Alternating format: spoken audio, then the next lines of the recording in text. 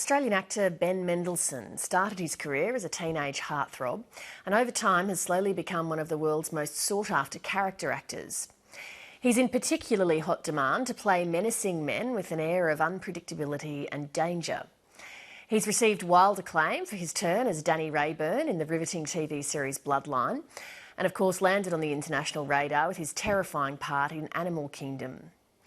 His latest film, Una, has a lead character so despicable and unlikable that Ben Mendelsohn, who in real life is super likeable, agrees it's one of his most challenging parts yet. We sat down together in Sydney this afternoon. Ben Mendelsohn, nice to meet you. Nice to meet you. If we can start with your new film, Una, you've navigated some pretty tricky subject matter over the course of your career in various roles. I assume it doesn't get much trickier than this. No, Una is in a sort of a category of its own for difficult and unpleasant situations to be playing out. The guy's a pedophile, and he is discovered in his new life by his victim. But yeah, it's messy work. What do you want? To see you. How did you find me? You changed your name. Is that difficult? Everything all right, Pete? Yeah, it's all good, man. Lots of writers, when I read some profiles of you to prepare for this, lots of people describe you on screen as having an intimidating, unsettling vibe, a sense of danger about yourself. Do you ever deploy that in real life, and can you teach me how to do it so I can use it on some politicians when I have to interview them on this show? I think it's something that it's in the lexicon of Australian language. It's just of Australian non-verbal language. So I think it's something you learn growing up here. I mean, if you grew up in the outer suburbs or you spent time there, you know this stuff. You know it walking past guys on the street. You know there's a kind of it's something you've got to learn how to do in order to kind of exist. So it's just taking that. You know how to do it. I have no doubt you could do it. I reckon silence is very powerful. Yes. But it's really hard to do. So now I feel intimidated and unsettled.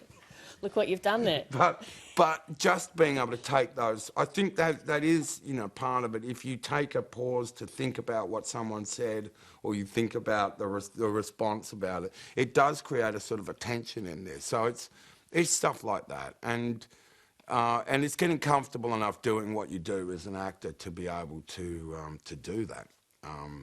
Because that can take a while.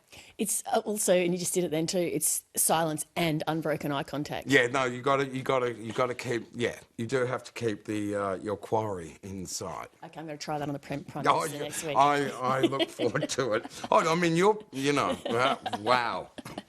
One of the things you've done recently is start in one of the Star Wars films, Rogue One. What do you reckon if you could travel back in time and say to little Ben, you're going to be in a Star Wars film one day? Oh, no, I've thought about this one a lot. I would have just said to little Ben, don't worry. One day you'll be in Star Wars. I've thought that a lot. There would have been a lot of things, a lot of worries and angst and stuff that, if I could have told him, don't worry, mate, one day you'll be in Star Wars, it would have settled things a lot. So I'm still in command? You'll speak to the Emperor about it.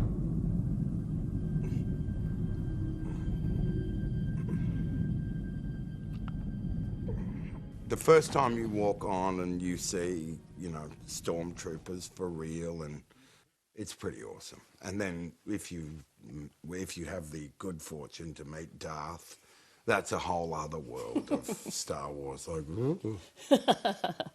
You've had a lot of international success recently. When you were younger, you had a huge amount of success in Australia. You had this short period of about 3 years in the early 2000s where you didn't work. Yeah. What did you learn about yourself during that period? In that period in the 2000s was actually a really pleasant period in a lot of ways. But it's made all of this stuff that's come afterwards particularly just kind of very sweet, It's not typical, I guess, to be finding this sort of success in one's middle age. So it's pretty cool. And what do you think are the benefits of having big success like that later in life, as opposed to, say, you know, when you're in your early 20s and then all of a sudden you're a big international film star? I think the first time you get you're going from zero to whatever type of success, it always mucks you up. I mean, and I've never seen it hit anyone, where it hasn't sort of, it hasn't altered them for a period of time, which is typically like 6 months to 3 years. And you're kind of gone in one way or another in that period. Are you getting home to Australia much these days? No, I haven't been back for this. I haven't been back for 2 years before this. And the last time I was here was only quickly for work. So essentially, I've been out of the country for the last 7 years or so, nearly. Do you get homesick? I do. I get very, very homesick for particular things. I get Vegemite homesickness. I get going to I get meat pie homesickness. I get chocolate milkshake homesickness. I get coffee homesickness. And I do miss the people. I miss, I miss the Australian way of talking rot. I don't want to embarrass you, but you do have an association with our program that goes back a few years when we did a story about a thing called the Dateables Ball, which was a group of volunteers who held a function for kids with special needs so that they could have an opportunity to meet romantic partners. And you rang us after the show to say, I want to pay for that to happen again. Can't believe it. I've been waiting for ages for this, and nearly a whole month. What are you looking forward to? Seeing all the girls and stuff and hanging out and just getting away from my mother, getting away from the unit. And what about dancing? Yeah? Yeah?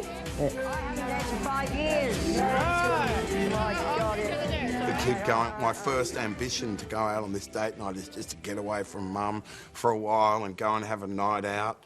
And boy, that kid had a great night that night. I mean, that was beautiful. So, I mean, anyone can do it. Anyone can watch something that's broadcast and respond. And I think, we don't necessarily always feel like how close we actually are to this stuff. Look, the strength of Australia is it is naturally very fair and inclusive. And that's a beautiful, beautiful quality, and we don't want to lose that. Well, we really appreciated your generosity, and it's been great to meet you as well. Thanks, Ben. Thank you. It's lovely to be here, Lee.